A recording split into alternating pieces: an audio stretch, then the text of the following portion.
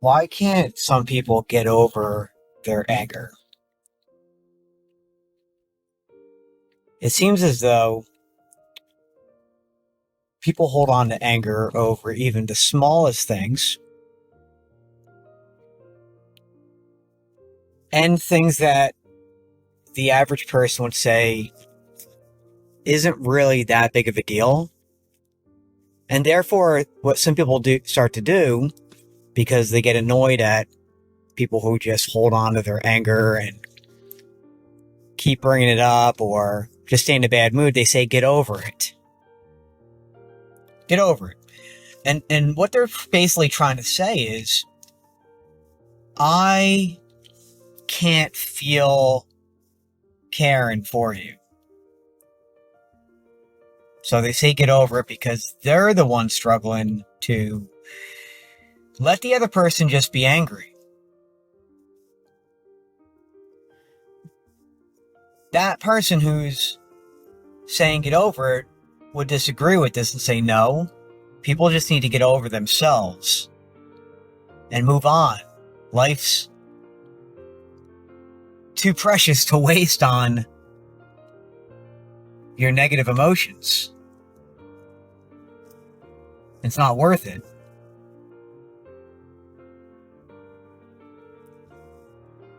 But the truth is, when somebody can't get over their own anger, more times than not, it's not interrupting another person's life. It's not interrupting or creating a problem for the environment that person's in. More times than not. And when that is the case, I'd like to say, still, get over it isn't that helpful. I mean, one could think it is because the other person may minimize their own emotions, put their attention elsewhere, and therefore we could say, well, they got over it. Meanwhile, they never really tried to understand why are they so angry, which is really the thing we want to focus on. And not only that, more importantly, why can't one get over their anger?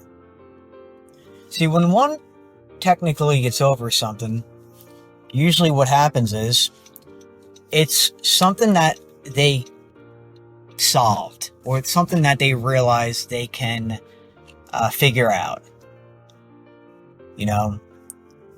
So they get over it. And really what's one getting over is their mental ability to problem solve.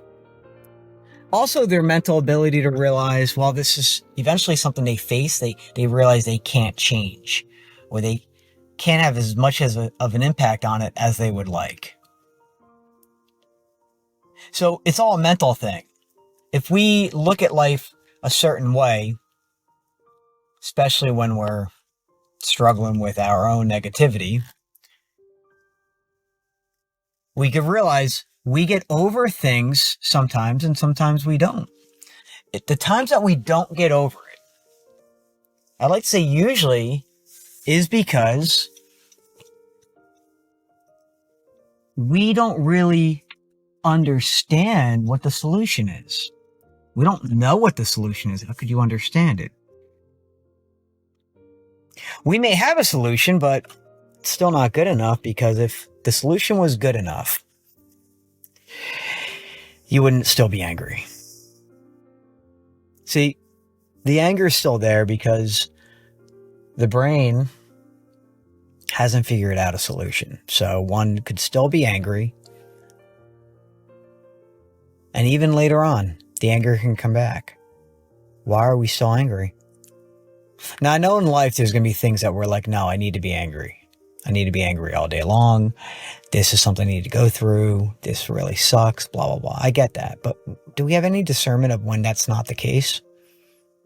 And when the truth is that the anger is more so not a representation of what occurred, but a representation of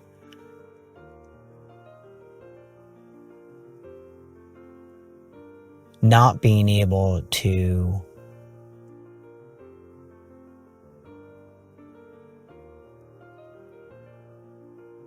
care how we feel.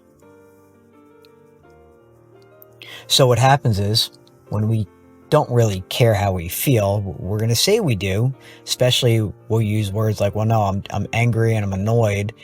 And we'll even call that passion, because it's like, look how much I care. We could even be prideful about this, because we could say, no, I have this ability and something needs to be done, but fail to realize when any of that is okay, first off, if it is to be okay, and second off,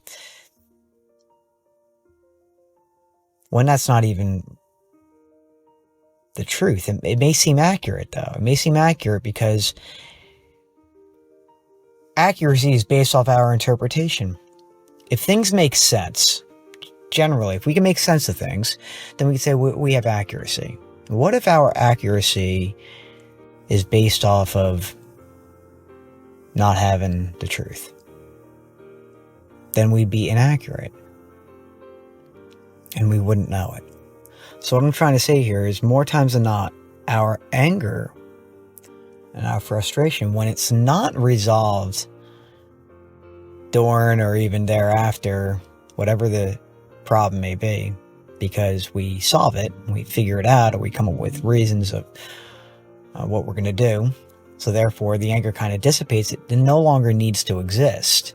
The anger only exists because the mind hasn't figured out a solution or ways to make it work or whatever. You know, it's so funny. It's like, if you had the solution, right, to almost anything that you had to struggle with, and or immediately it got solved, no matter what the problem is, it's almost as if your anger, where is it? What are you going to be angry about now? You can't. It only exists because you're interpreting whatever you're interpreting as, this isn't going to work, or you just can't see past that the solution can actually be helpful. So, when we're unable to let go of this, which ultimately means we're unable to really solve this, and we're going to have a chip on our shoulder, we're going to be angry and this, that, whatever, and that's not really enjoyable to be around.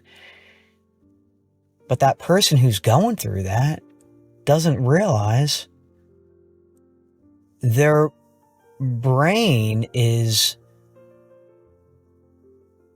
realizing that you're not caring enough about how you feel. So it stays there. It keeps looping itself. At some point, we'll go back to it, because our brain is holding on to what's important. If it's holding on to what's important, why aren't you attending to it? But instead, we'll think we're attending to it, but we're not. We're trying to solve the problem, but it doesn't ever go away. And eventually the anger does dissipate, even though we never really solve the actual problem. But it will occur again. And we'll have a pattern like this. Our pattern will be, I generally not sure why I'm so angry, or don't know why it comes and goes, and not sure why I can't figure out the answer. And why does this, it's almost as if it haunts you, because your brain is realizing this hasn't been solved. You could run away from it, you could ignore it, you could suppress it, you can take drugs, you could drink, you can suppress this, and you could even go and talk to whoever about your problem. And it's like, you know, everything's a problem, or a lot of the things that are a problem is because you're not allowing yourself to care enough about yourself. You're not allowing yourself to then feel how you feel. And then you're not allowing yourself to just say, this is now what I'm going to do to solve this. And if we do that, it's going to be supportive to further not accept the anger. Because then we'll do something catastrophic. We'll really hurt somebody or hurt ourselves. And all that stuff, when we do stuff like that, all that is doing is trying to solve the problem. But it doesn't solve it. It will disrupt the flow of feeling the anger until, once again, this occurs. Perhaps we'll be in an endless cycle or a continuous cycle of some sort, where it's consistent enough that, yeah, this is how I solve my problems. And yet, what if we realize the problem was, why don't you feel? Why don't you care how you feel? Why don't you be with those feelings? Why don't you just allow your feelings? This is between you and yourself. Well, now what are you going to do if you're able to accomplish this far? That's the path. It almost seems like the path of least resistance, because we're not trying so hard, but in fact, there's so much resistance, and if we just realize it,